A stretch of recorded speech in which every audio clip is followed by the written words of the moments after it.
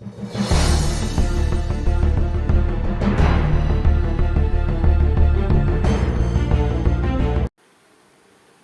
الله الرحمن الرحيم.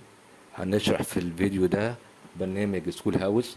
ده برنامج مفيد جدا للناس اللي بتحب تحط أسئلة اختيارات أو تكملة. ده مفيد في الاختبارات إن يقدر يرتب الأسئلة ترتيب عشوائي.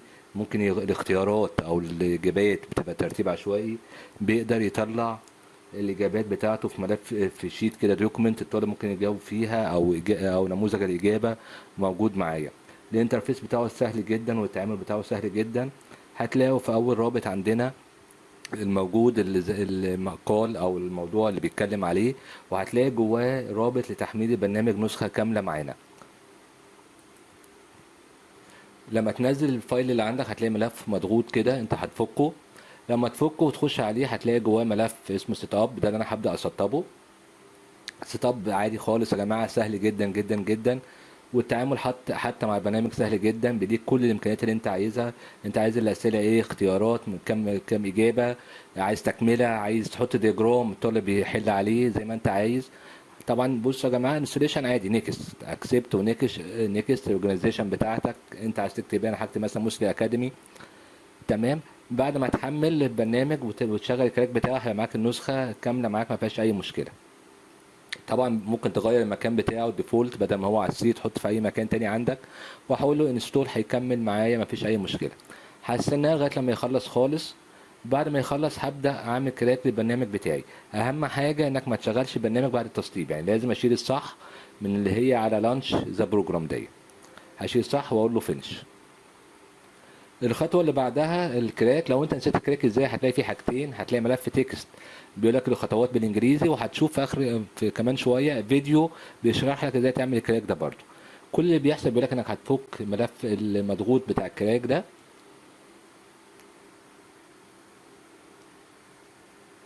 لما هنفكه هنلاقي جواه ملف اكس اي، هناخده نحطه في المكان بتاعي، ومسهل علينا الموضوع خالص. هو ان انت هتاخد الملف ده كوبي، وبيقول لك المكان بتاعك. لو انت شغال ويندوز 64 الشورت كات للمكان فوق. لو شغال نسخه 32 هتختار الشورت كات بتاعتها. انا شغال 64 فاخترتها. كل اللي هعمله هقول له بيستين. خلاص بيقول لي انت عايز تبدل الملف الموجود، هقول له اه. قال لي انت متاكد، هقول له كونتينيو. بعد ما يخلص هشغل البرنامج بتاعي، هنلاقيه متاكتف عندي مفيش اي مشكله. هتحمل النسخه المتفعله معايا اهي. انترفيس سهل جدا جدا يا جماعه. من اول حاجه الهيلب عشان اتاكد النسخه بتاعتي شغاله ازاي. تمام اهي النسخه كامله متكركه متفعله ما فيهاش اي مشكله. هلاقي عندي الاوبشن. تمام، مجموعه اوبشن برضو موجوده معانا. ادي يا جماعه بصوا، اول حاجه الفيديو اهو قبل ما نخش على الشرح بتاعنا. ادي الفيديو اهو موجود برضو في نفس الفولدر اللي احنا منزلينه. هتلاقي هو هنا شرح الفيديو ازاي تشغل الكراك اللي احنا شغلناه دلوقتي. تمام، يبقى احنا كده خلصنا الحته بتاعت الانستليشن. واخر حاجه دي الفيديو ده انا ما بشتغلش مش بشرح، ده هو الفيديو اللي موجود عندكم عشان لو نسيت في اي وقت.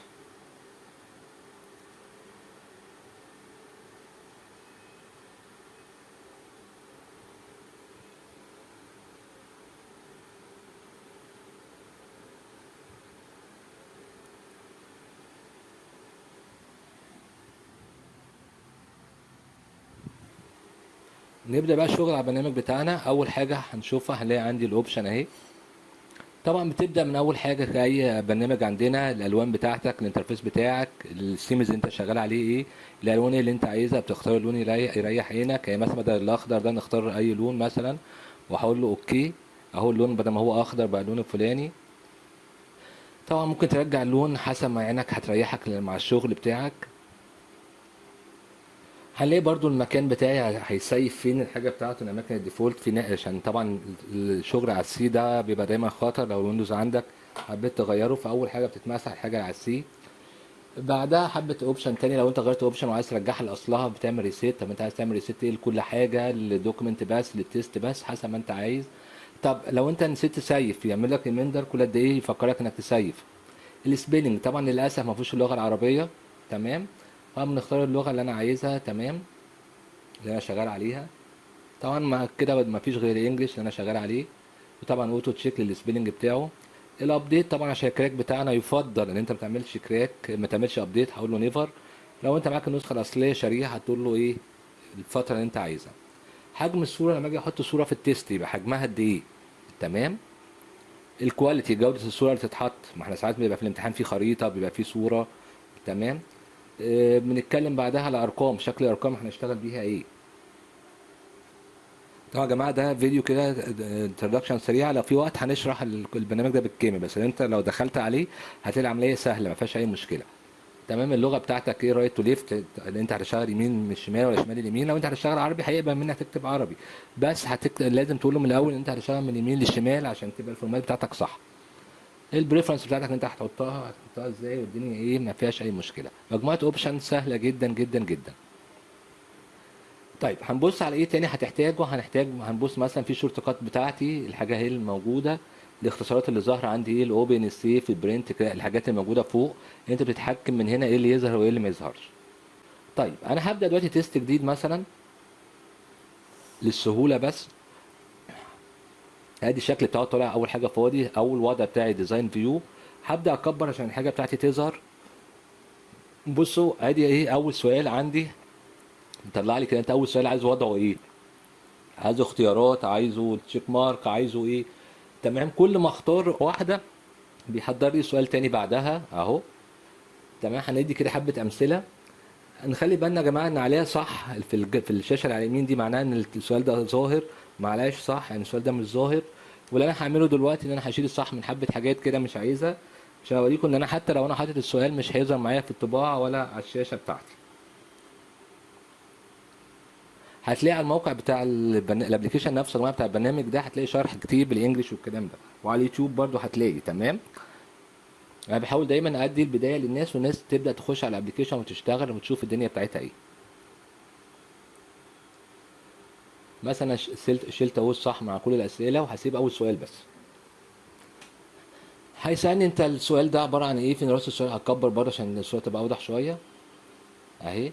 بيسالني السؤال، اول سؤال ايه هتحطه. تمام. طب الدرجه بتاعته كام عشان الدرجه في الاخر. نقول مثلا واتس يور نيم، ايه اسم اي سؤال. طبعا هو مش هيفهم السؤال، هو مستني السؤال مستني الاجابات.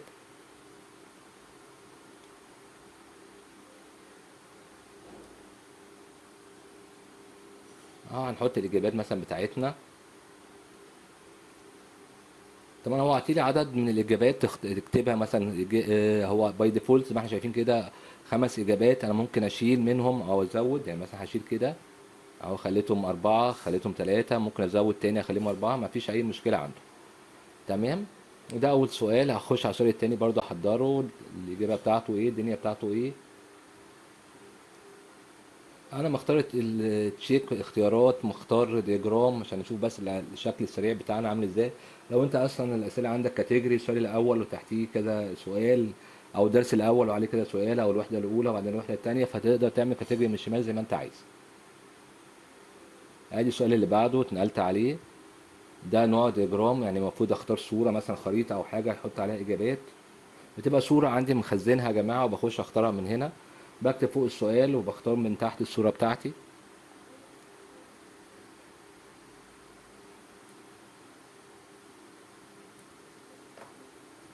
مفيش اي مشكله يا جماعه، الشغل عادي خالص كانك شغال وورد بالظبط. كل الفكره ان الشكل النهائي اللي هيطلع شكل امتحان مترتب، وانت بتقدر تتحكم الاسئله تطلع بنفس الترتيب في كل طباعه، ولا تغير ترتيب الاسئله، ولا تغير ترتيب الاسئله وتغير ترتيب الاجابات، او تغير ترتيب الاجابات بس حسب ما انت عايز. ادي مثلا صوره انا اخترتها، اي صوره عندي على اساس ان هي الدياجرام بتاع الخريطه او بتاع الرسمه اللي عايز الطالب يجاوب عليها. طبعا ده مش لازم في مدرسة او مش لازم في كلية، انت ممكن يكون اختبار بتاع تقديم، انترفيو، اي اسئلة عندك اختيارات عايز الشخص يجاوب عليها بسهولة. ما ننساش انا كل ده في وضع ديزاين يا جماعة، في وضع تصميم.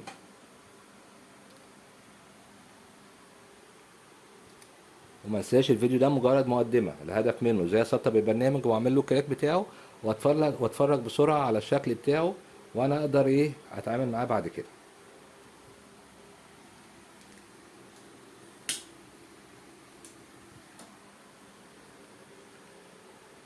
خلصنا الدياجرام، هنخش على نوع تاني من الاسئله اللي هي التكمله.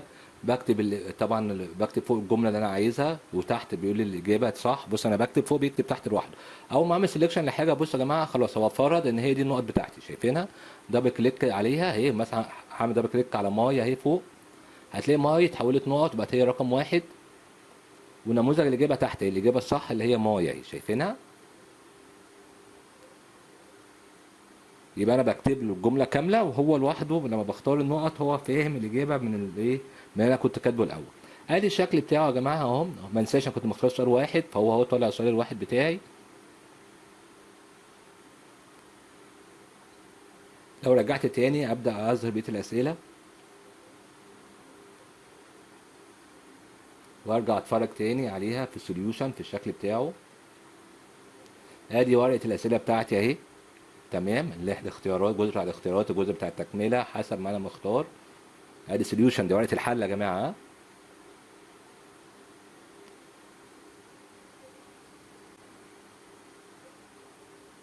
طب الدوكيمنت، طب انا ممكن اطبع ده، ممكن اطبعه، ممكن اتعامل معاه زي ما انا عايز. طب هو الطالب هيشوف ايه؟ الطالب هيشوف الدوكيمنت حاجه تانية. طب ينفع اغير الصوره بعد ما حطيتها؟ اه ينفع اغير الصوره بعد ما حطيتها.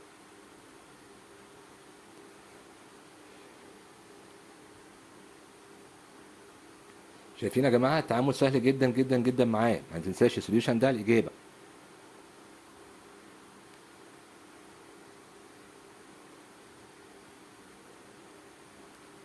لما اجي اقول له برنت، بص يا جماعه برنت عادي خالص، هتطبع ايه منين الدنيا ايه بتاعك، مفيش اي مشكله خالص عندي. وراندمايز طبعا ولا لا، حسب ما انت عايز.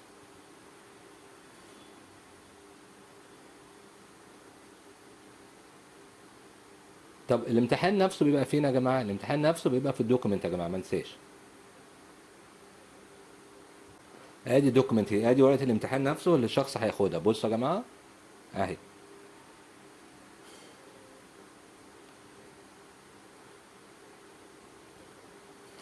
حتى في النقط هعطيله الاختيارات اهي، شايفينها يا جماعه؟ ماي ومحمد يحط دي فين ويحط دي فين. بس مجموعه الاوبشن بتاعتك عادي خالص، ما فيهاش اي مشكله. شكرا على وقتكم.